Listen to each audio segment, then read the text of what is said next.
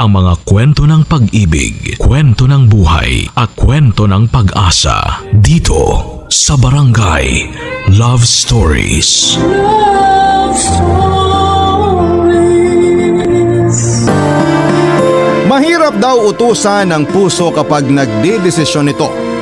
Kahit ang utak daw ay may hirapang kontrolin ito. Ikaw, kabarangay, nangyari na ba sa'yo ang diktahan ka ng puso mo kahit ayaw ng utak mo? Dear Papa Dudut, magandang araw po sa inyo. Ako po si Gregorio pero tawagin mo na lamang ako sa pangalang Lolo Gorio. 79 na taong gulang na sa kasalukuyan. Hindi na po ako nagtatrabaho at tumatanggap na lamang ng pensyon mula sa 40 taon na pagtatrabaho. 10 taon na nang tumigil ako.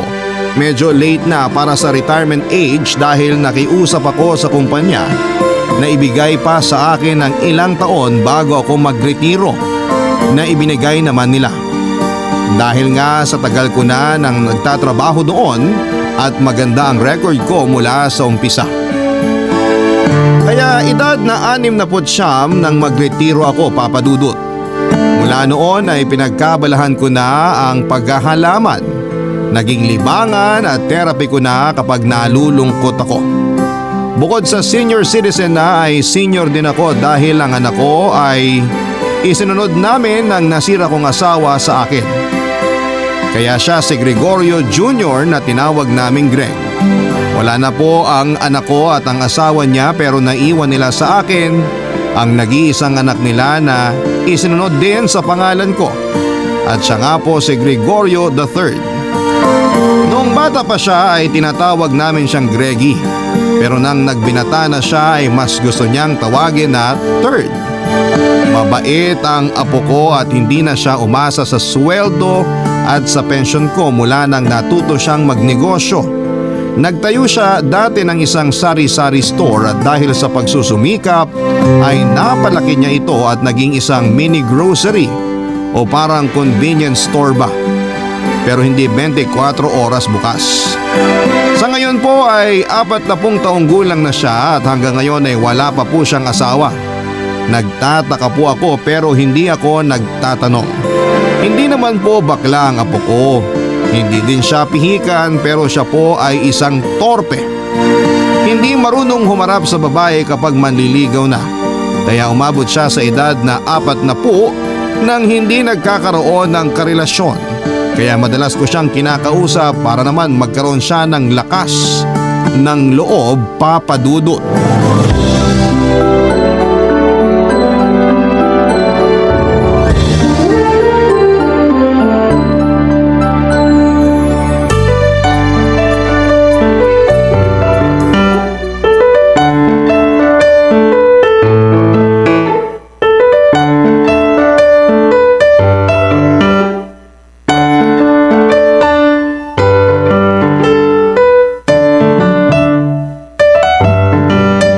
Lo, good morning.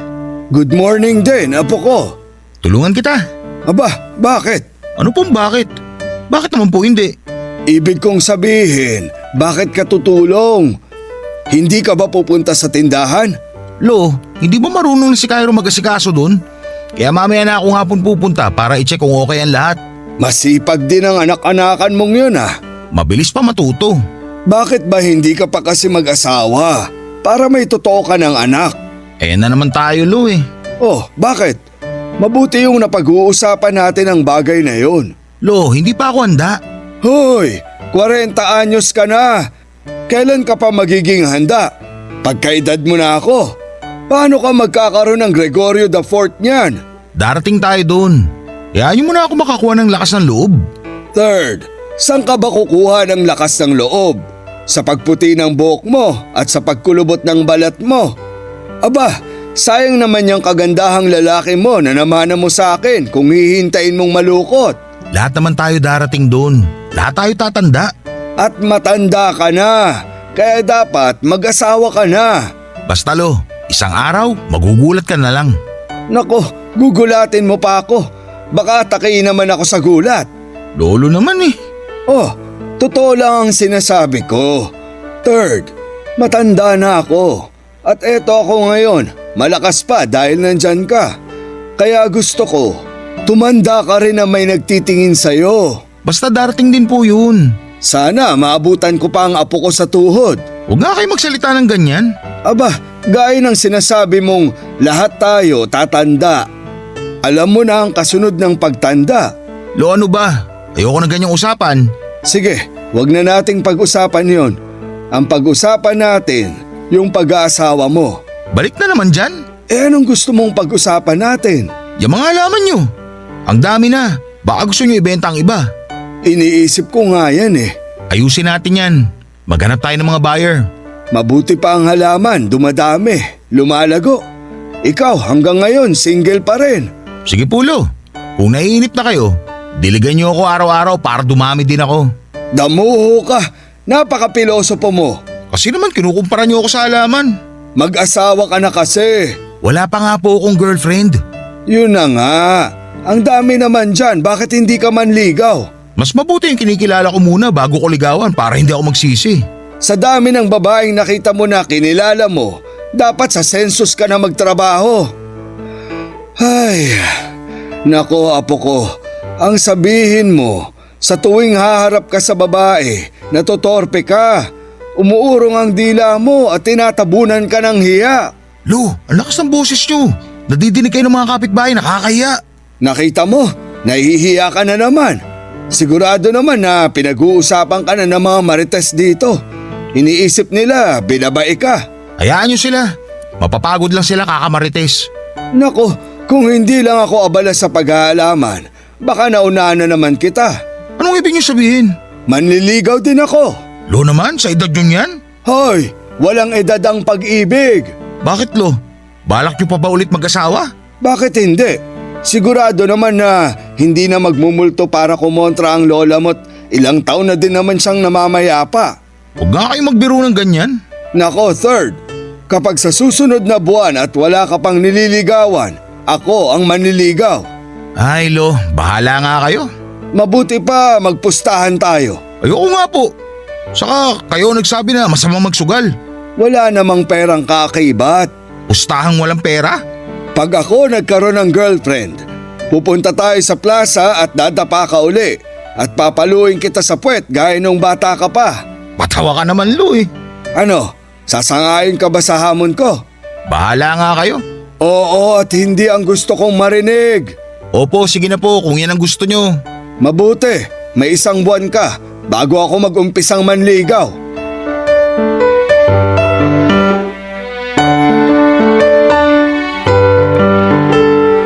Papadudot na pasubo ako sa upo ko sa paghahamon. Mabuti na lang at wala akong pustang kung anong pangako kaya pag natalo ako ay wala naman akong magiging atraso. Gusto ko lang naman kasing magising siya kasi 40 na siya. Hindi ko nga alam kung pasok na siya sa kategorya ng pagiging matandang binata. Pero palapit na ng palapit ang petsa. Matatapos na ang isang buwan na palugit.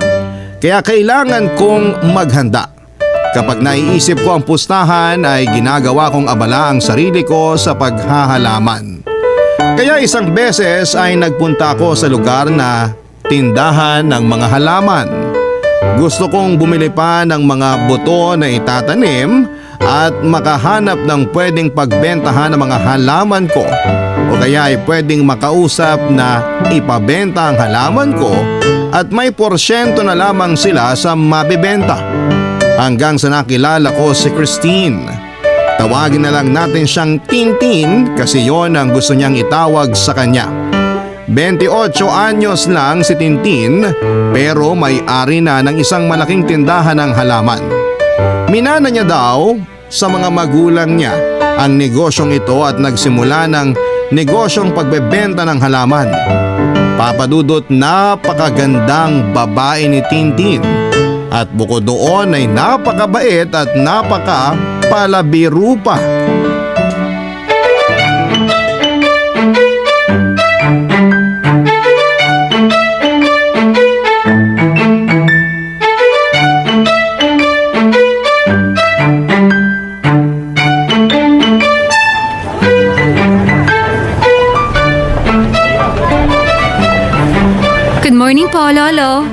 Sobra ka naman sa lolo.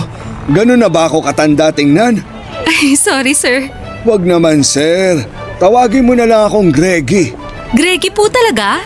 Oh, Yung totoo po. o siya, Goryo. Hi, Goryo. Ayos na ako sa Goryo. Basta walang lolo, ha? Yes, sir. Pati yung sir. Plain Goryo lang.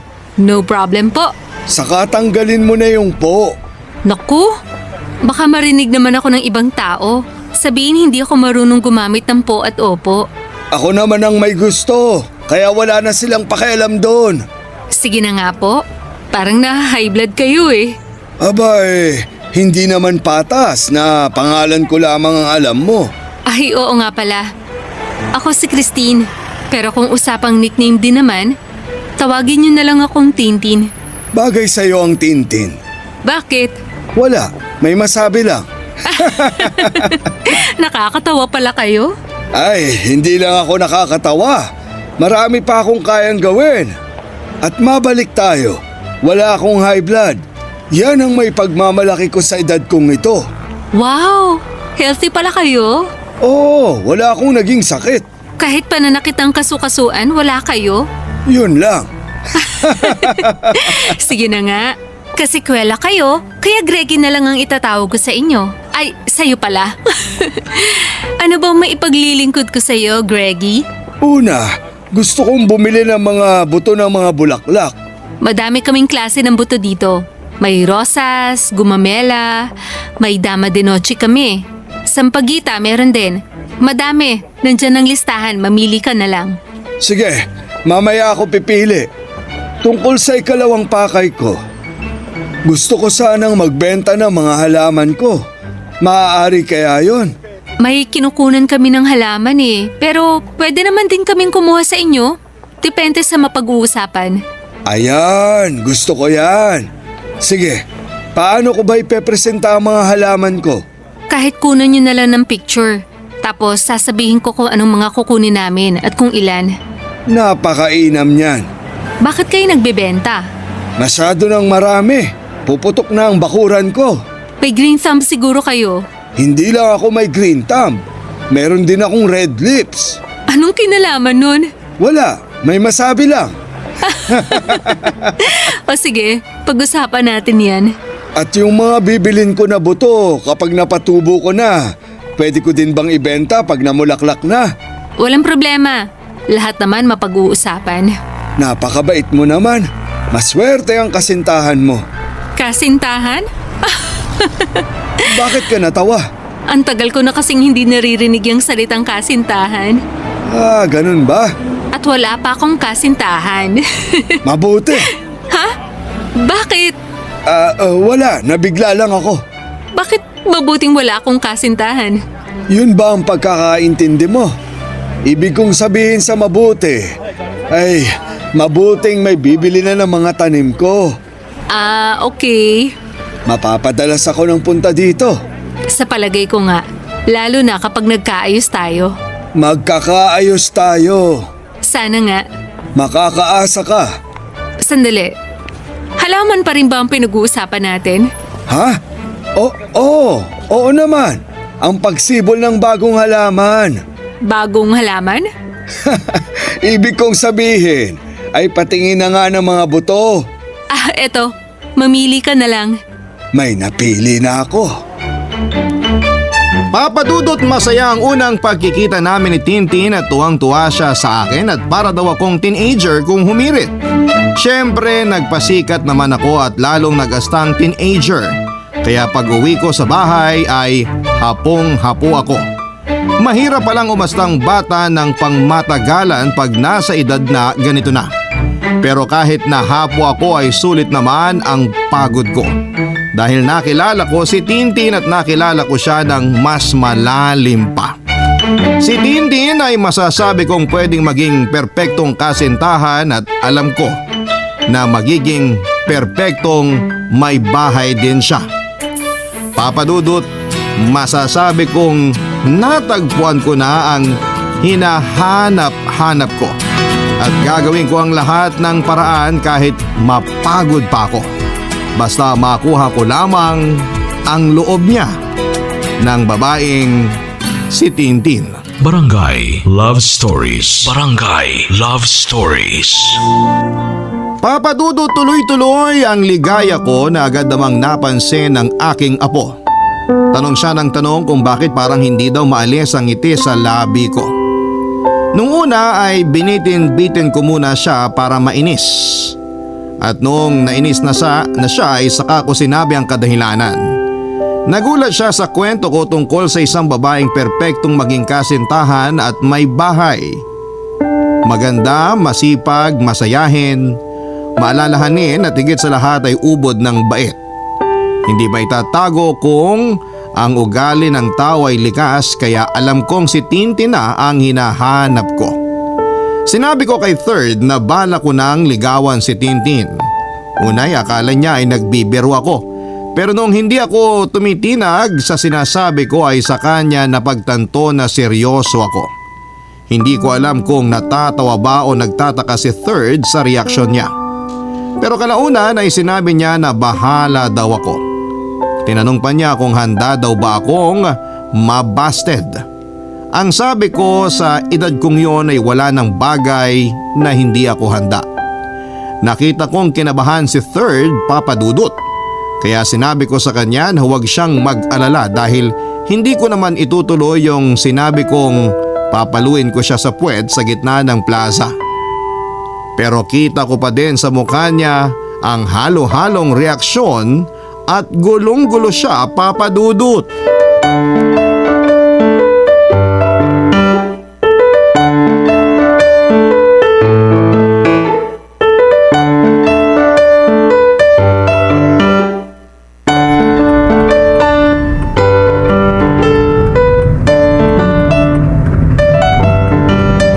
Saan po ba tayo pupunta?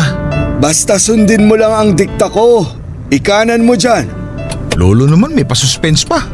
Minsan dapat ang buhay may sorpresa. Masusurpresa ba ako dyan? Tingnan natin. Ayun, sa may kanto. Pumasok ka dun sa malaking gate. Teka, tindahan ng mga halaman? Hindi, Manila Zoo yan. Ha? Kita mo, naging tanga ka sandali doon. Lolo naman eh. Ikaw naman kasi.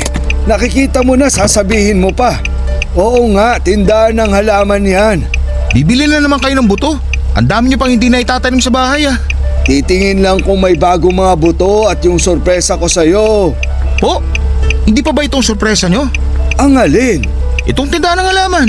Kung yan lang din naman ang sorpresa ko, sana inikot na lang kita dun sa bakuran natin. Ano nga po ba kasing sorpresa nyo? Makikilala mo na ang ama mo. Ano po? Biro lang. Lolo naman, nakakaloko eh. Paano kung makilala mo nga talaga ang tunay mong ama? Lo! Biro lang, napakapikon mo naman. Manang-mana ka sa tatay mo. Opo, kaya sigurado ako si tatay ang tatay ko eh. Naaalala ko noon pag inaasar ko ang tatay mo. Galit na galit sa akin ang lola mo. Kasi sumbungero ang tatay mo. Sumbongero din po ba ako? Hindi nga eh. Kaya nagdududa ako kung apo nga kita. Lolo, tigilan mo na nga yung mga biro na yan. Kung buhay lang ang lola, baka sinumbong na kita. Ayan, sumbungero ka rin. Anak ka nga ni Greg. Saan po ba tayo? Dito lang tayo. Po, dito lang sa loob ng kotse? Ano bang nangyayari sa'yo? Siyempre bababa tayo. Iparada mo na kasi ng maayos.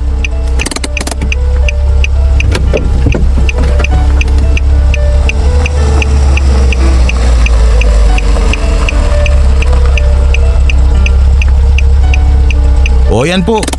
Ano pong susunod na gagawin ko? Buhatin mo ako. Po? Bakit po? Gusto ko lang. Seryoso po ba? Ewan ko sa'yo. Halika na nga. Sakto tong pinaradahan mo. Ayun ang tindahan ni Tintin. Ah, si Aling Tintin pala ang pakay. Sino pa ba? At wag mo siyang tawaging Aling Tintin. Ayaw niya. Tintin lang ang itawag mo sa kanya. Okay, sabi niyo eh. Eto, dito na tayo. Pasok tayo. Tintin! Tintin! Sarado yata lo. Paano tayo nakapasok dito kung sarado? Diyan ka na nga muna. Titingnan ko dun sa likod. Ay sorry. May kinuha lang ako sa kabila. Good morning. Good morning din. Ano bang hanap mo? Hindi ako, yung lolo ko. Ando siya pumunta sa likod. Teka, puntahan ko siya. Naku, hayaan mo na siya. Babalik din yun pag walang nakita. Anong halaman ba ang hinahanap ng lolo mo?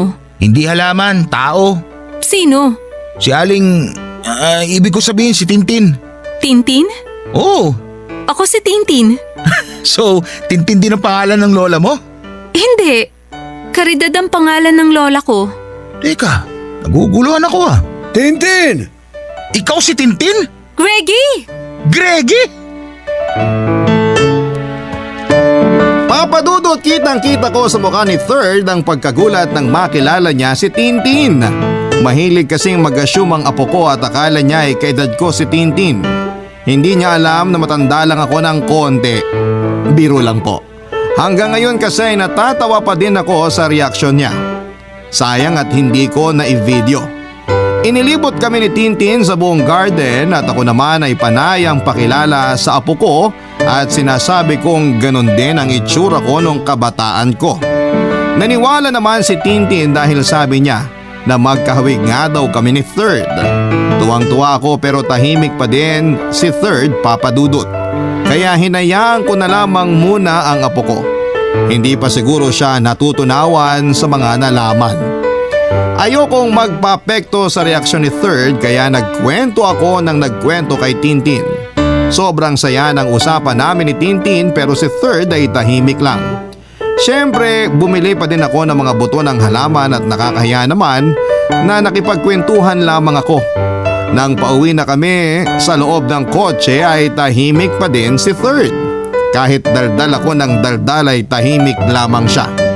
Kinausap ko siya, Papa Dudut, at sinabi ko na naiintindihan ng lola niya kung mag-aasawa akong muli. Kaya wala naman siyang dapat na ikabahala.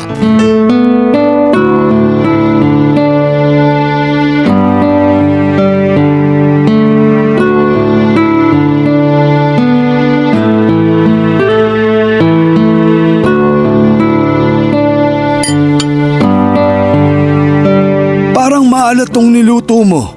Pasensya na po. May iniisip po kasi ako kanina pa. Anong iniisip mo? Wala po. Baliw ka ba? May iniisip ka tapos wala. Hayaan nyo na lang po yun.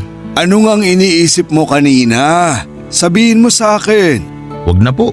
Bakit ayaw mong sabihin? Hayaan nyo na. Kalimutan na lang natin. Ikaw ang bahala.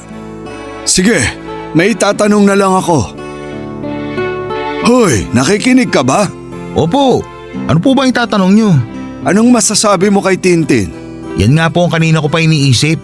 Oh, akala ko ba ayaw mong pag-usapan ang iniisip mo? Pero sinabi mo rin. Kasi naman Lo. Kasi ano? Lo, alam nyo naman ang sinasabi ko. Alam mo, dumiretso ka na nga sa mga gusto mong sabihin. Huwag mo na akong pinapahula pa. Lo, ilang taon lang si Tintin? 30? Hoy, 28 lang yon. Kita nyo? Mas bata pa pala. Pinagmalaki nyo pa. Oh, mano naman kung bata siya? Lo, hindi siya mas bata sa inyo, kundi sobrang bata niya para sa inyo. Sana dineretso mo na sobrang tanda ko na. Kayo nagsabi niyan. Ano bang problema? Nung sinabi ko sa'yo wala ka naman angal. Kasi hindi niyo naman sinabi kung ilang taon na siya. Hindi ka naman nagtanong eh. Kasi akala ko, kaedad niyo ang sinasabi niyo. Puro ka kasi akala. Kasi alam ko naman na may isip niyo yun na hindi kayo bagay. Sobrang bata niya para sa'yo. Bunganga mo. Inuulit-ulit mo pang sobrang tanda ko na. Wala akong sinasabing ganyan. Hayaan mo na nga lang ako. Saka Lo, Greggy? Oh, bakit? Ginamit yung papangalan ko. Hindi ba ayaw mong tawagin kang Greggy? Sayang naman kaya ginamit ko na. Tutal, magkapangalan naman tayo. Pero Lo naman, ako nga nailang sa tawag sa akin na Greggy tapos gagamitin nyo. Sa edad nyong yan? O siya, para hindi ka na magalit. Hindi ko nagagamitin ang pangalang Greggy. Lo, hindi naman yun ang problema. Ano bang problema? Ang gulo mo naman eh. Si Tintin, napakabata niya para sa inyo. Malay ba natin kung ano lang habol niya sa inyo? Wala siyang ibang habol kundi ang kakisigan ko. Lo, medyo nakakasuka ha? Bakit? Makisig pa naman ang lolo mo ah. Hindi itong oras ng biruan, Lolo. Anong oras ba ang biruan?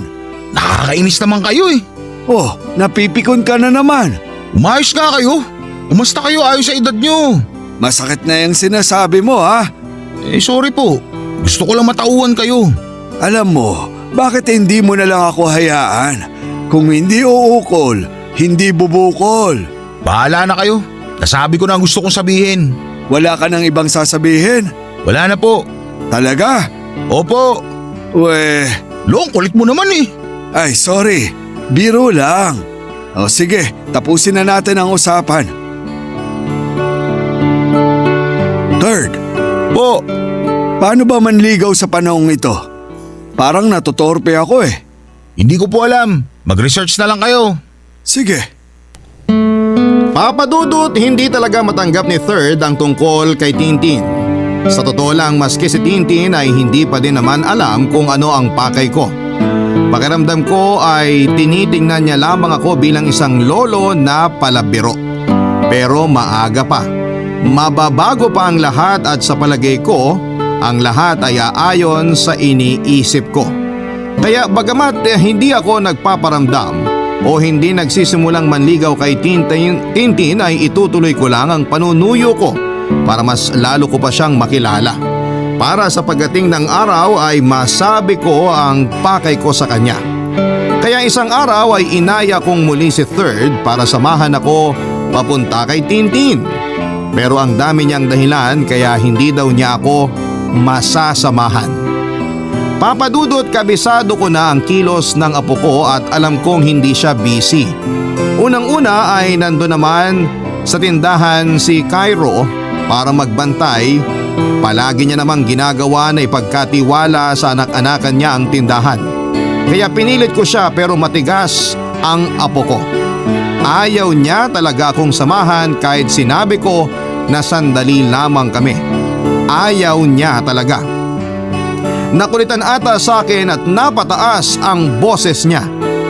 Nabigla tuloy ako, Papa Dudut. Hindi ko akalain na masisigawan ako ng apo ko. Sa sobrang pagkabigla siguro ay sumakit ang dibdib ko at nawalan ako ng balanse at bumagsak sa may sahig. Laking gulat at takot ni Third sa nangyari kaya tinakbo niya ako sa pinakamalapit na ospital. Nang mga panahong yon, Papa Dudut. Barangay Love Stories. Barangay Love Stories. Papa Dudut, sinabi ng doktor na maayos naman daw ang kalagayan ko. Kailangan ko lang daw ng pahinga. Sa totoo lang ay natakot din ako kasi unang beses kong pumunta ng ospital na ako ang pasyente. Kahit kailan ay hindi pa ako nadadala sa ospital dahil sa sakit. Pero napanatag ang loob ko nang sabihin ng doktor na pahinga lang. Pinauwi na din ako kaagad sa bahay ay hindi naman mapakali itong si Third sa pag-aasikaso sa akin. Aligaga siya at halos maiyak kaya kinalma ko siya at sinabing hindi ako galit sa kanya at hindi ako magagalit sa kanya. Umiyak siya lalo at humingi ng patawad, Papa Dudut. Niyakap ko na lamang ang apo ko at alam niya naman na kapag niyayakap ko siya mula noon ay pagpaparamdam na nandun lamang ako at laging protektado sa kanya. Sa wakas ay napanatag ko din ang loob niya. Noong maayos na siya ay may inutos ako yung mga halaman na i-deliver kay Tintin. Ayaw niyang pumunta hindi dahil para kontrahin ako kundi dahil daw wala akong kasama. Pero pinilit ko siya, ayaw talaga niya. Para pumayag siya ay naisip kong umarte. Nagsakit-sakitan muli ako ng dibdib. Sa sobrang takot na naman niya ay sinabing susundin na daw niya ako.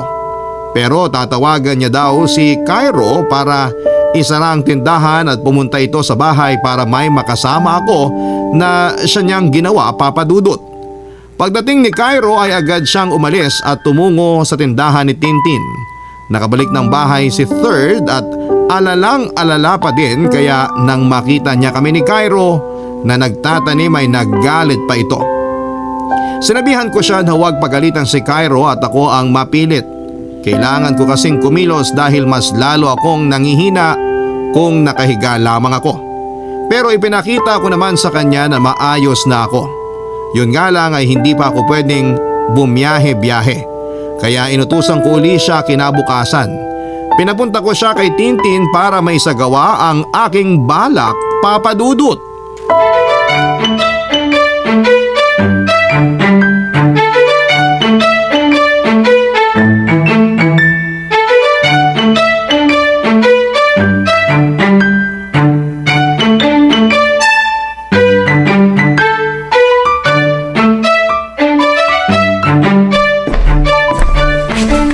Third, mabuti gising ka na. Ang aga nyo naman gumising. Dapat nagpapahinga muna kayo. Nakapagpahinga na ako habang natutulog kagabi. Ano po? Wala, sabi ko may ipapakiusap ako sa'yo. Ano po yun? May kailangan ba kayo? May kailangan nga ako, kaya nga ipapakiusap ko eh. Ibig ko pong sabihin, may papabili ba kayo? Wala, napitas ko na sa hardin. Napitas? Oh, yung mga bulaklak. Wow, Lo! Ang ganda naman itong bukay ng bulaklak. Saan mo binili to? Nakikinig ka ba? Sabi ko di ba pinitas ko sa hardin. Galing to sa mga tanim nyo? Humihina na ba ang pag-intindi mo? Oo nga. Kasi po nagtataka ako. Kung galing sa hardin to, bakit ganyan ang pagkakaayos? Ako ang nag-ayos niyan. Ho! Kailan nyo pa sinimulang ayusin yan? Pinitas ko ng alas 4. Tapos nagkape lang ako. Siguro mga alas 5 ko na naumpisahan. Pinagpuyatan nyo yan? Ano bang nangyayari sa'yo? Kanina ko lang umaga ginawa pagkagising ko. Paanong pinagpuyatan? Sorry Lo nalilito lang ako. Nagugulat kasi ako na may talent pala kayo sa paggawa ng bukay ng bulaklak. Nagulat din ako sa sarili ko eh. Bakit kayong gumawa niyan? Magnenegosyo kayo ng flower shop? Hindi. Ipabibigay ko yan kay Tintin. Ah, okay. Oh, bakit parang nawalan ka ng gana? Hindi po. Sige po, alis na ako. Sandali, saan ka pupunta? Papabigay ko nga sa'yo yan kay Tintin. Lo naman, bakit ako pa magbibigay? O sige, ako na lang ang magbibigay. Akin na yung bulaklak. Aray! Lo, ano nangyari? Ang dibdib ko. Ho, tara na sa ospital. Hindi na, na-stress lang ako. Pupunta na ako kay Tintin. Lo, ako na. Ikaw na ang ano? Ako na po magdadala ng bulaklak kay Tintin. Ay, salamat. Napakabait talaga ng apo ko. Akin na po. Sandali, hindi naman basta-basta iaabot mo lang yan. May papasabi ako sa kanya. Lo naman, isulat nyo na lang para basahin niya. O sige, isusulat ko na lang. Aray! Sige na Lo, huwag nyo na isulat. Ano po bang sasabihin? Gusto kong manligaw sa kanya. Pero ayoko munang malaman niya na ako ang nanliligaw. Kaya ibigay mo sa kanya to at sabihin ang mga ipapasabi ko. Pero wag mong sasabihin na galing sa akin yung bulaklak ha. Oo na po. Ano po bang sasabihin? Sabihin mo, Tintin, bulaklak para sa'yo. Sana magustuhan mo.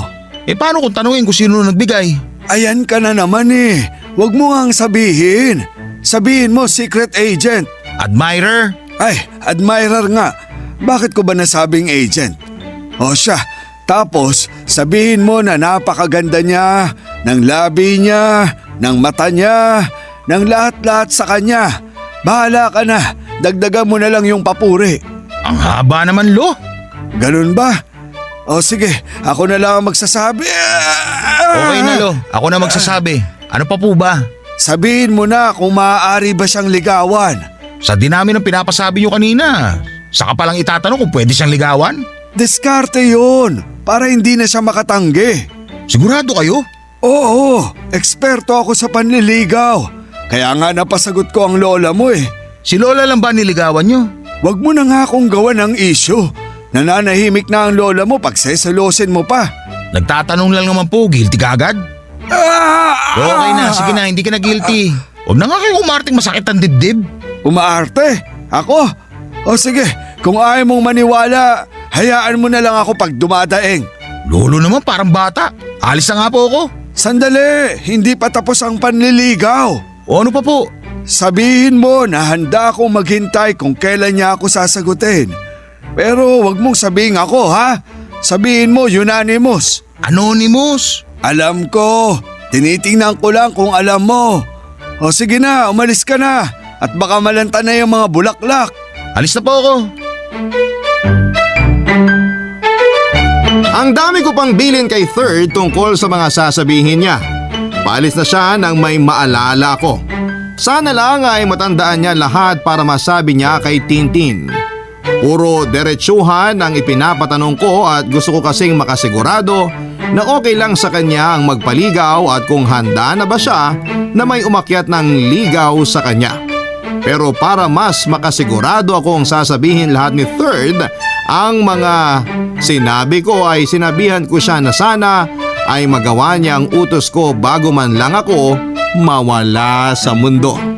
Nagalit siya sa akin at kung ano-ano daw ang mga sinasabi ko kesyo sinunod naman daw niya ako at bakit daw kailangan ko pang sabihin ang mga ganong klase ng bagay.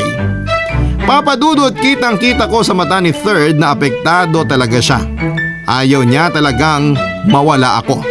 Kaya nga din gusto kong makapag-asawa na rin siya bago man lang ako mawala para may mag-alaga sa kanya kung sakaling wala na ako. Dapat may makakaagapay na siya sa pagtanda niya at may mga anak na mag-aalaga sa kanila pagdating ng dapit hapon ng buhay niya.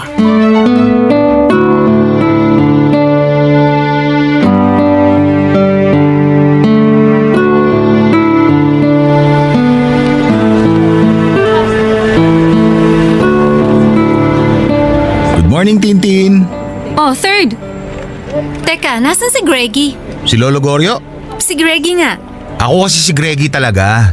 Si Lolo ay Goryo at si Tatay ay Greg. Ay, talaga? Parang mas bagay sa yung Third. Kaya nga nagsettle na ako sa nickname na Third. Oo nga. Kasi bagay sa lolo mo ang Greggy eh. Sige na nga, kung yun ang gusto mong itawag sa kanya. Oh, nasa na si Lolo Goryo mo? Akala ko Greggy. Anyway, nasa bahay siya nagpapalakas. Sana bumilis ang paglakas niya. Kasama nga siya sa dasal ko eh. Salamat, napakabait mo pala talaga. Hindi na iba sa akin ang lolo mo. Ikaw din naman kay Lolo. Alam ko naman. Eto, may pinabibigay pala siya. Bulaklak? Ipinabibigay ng lolo mo sa akin? Ha? Hindi pala. I mean, may nagpapabigay niyan. Pero ayaw pa magpakilala. Wala bang clue? Wala, sikretong malupit daw. Sikreto? Eh paano ko siya makikilala? Basta, magpapakilala na lang daw siya sa'yo. Sino naman kaya magpapabigay sa akin yung bulaklak? Basta, Di sige, kung ayaw mong sabihin, salamat na lang. may pinapasabi din pala siya. Aber, ano? Napakaganda mo daw, sa itsura at kalooban. Napakabait mo din daw. Parang bola na yan ah. Totoo nga. Actually, maski ako alam kong totoo ang pinapasabi niya. Oh, edi binubola mo na rin ako. Nagsasabi lang ako ng totoo. Nahihiya tuloy ako. Pero salamat na rin. Pinapatanong din niya kung pwede bang manligaw. Ha? Sige, sasabihin ko na lang sa kanya na hindi ka pwedeng ligawan. Teka, hindi yun ang ibig kong sabihin. Sige na, ituloy mo na ang sinasabi mo. Yun nga, kung pwede daw ba siyang manligaw. Wala namang problema. Pero kung hindi ko siya kilala, paano ako sasagot ng oo pwede? Oo nga no. So, sino nga siya? Ha? Sandali, itatanong ko muna sa kanya kung sasabihin ko na ba. Sandali, ikukuha kita ng maiinom. Tubig na lang. Naku, hindi. Eto, may tinimpla akong lemon juice dito. Sakto naman kasi paborito ko yun. Talaga?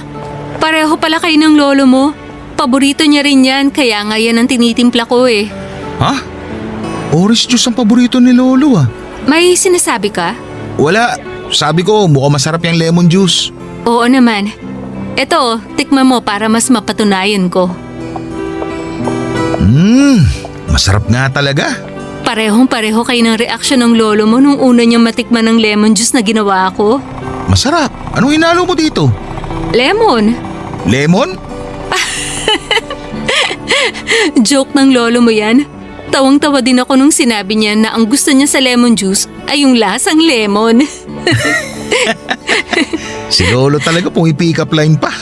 Ano yun? Wala. Anong wala? May sinasabi ka eh. Sabi ko walang kasing sarap tong lemon juice mo. Salamat naman. Masarap ka din daw magluto, sabi ni Lolo. Nakakahiya naman.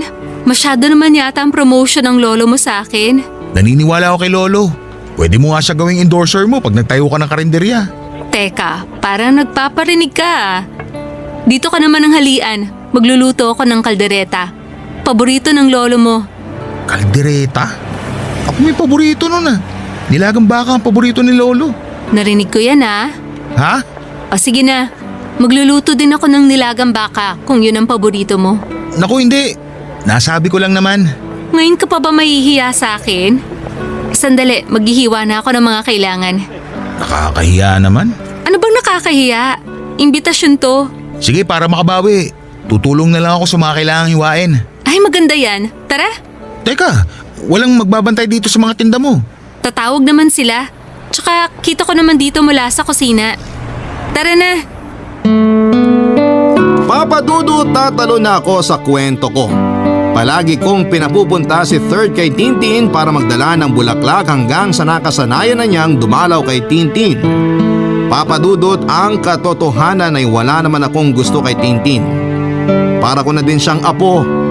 Kaya ko naman siya kinilala at sinuyo ay para sa apo kong Torpe. Kaya nung pinag-araw-araw ko siyang pinapunta kay Tintin ay hindi nila namamalaya na nahuhulog na pala ang loob nila sa isa't isa, na siya namang talagang plano ko. Torpe nga ang apo ko kaya hindi siya makakapagsalita ng galing sa kanya. Pero pagpasabi lang ay malakas ang loob niya. Ang hindi niya alam ay yung mga sinasabi niya ay parang nanggagaling na sa kanya. Mabait ang apo ko at ganon din si Tintin, kaya masaya ako kung sila ang magkakatuluyan. Pero dahil nga po ang alam ng apo ko ay gusto ko si Tintin, kaya yon ang pumipigil sa kanya. Pero hindi din niya namamalaya na unti-unti ko siyang tinutula kay Tintin. Nung magtagal ay saka ko sinabi ang katotohanan tungkol sa plinano ko na makahanap siya ng makakarelasyon. Noong malaman ni Third ang totoo ayon, parang natorpe na naman siya. Pero sinabi kong maging totoo lamang siya kay Tintin at walang magiging problema. Gusto kong magpainom ng lemon juice sa mga kaibigan ko nang maging sina Third at Tintin na. At masayang masaya na sila sa ngayon. 40 na si Third at 28 si Tintin. Pero sabi ko nga'y walang edad ang pag-ibig. Ang pag-ibig ay hahamakin ang lahat kapag puso ay tumibok. Salamat po Papa Dudut sa pagbasa ng kwento ko na ito at sa kwento ng naging love story ng aking apo at ni Tintin. Ang inyong forever kapuso at kabarangay at araw-araw pong nakatutok sa inyong programa. Ang inyong si Lolo Goryo. Nagustuhan ng iyong napakinggan? Ituloy yan via live stream sa www.gmanetwork.com/radio. Barangay LS 97.1 Forever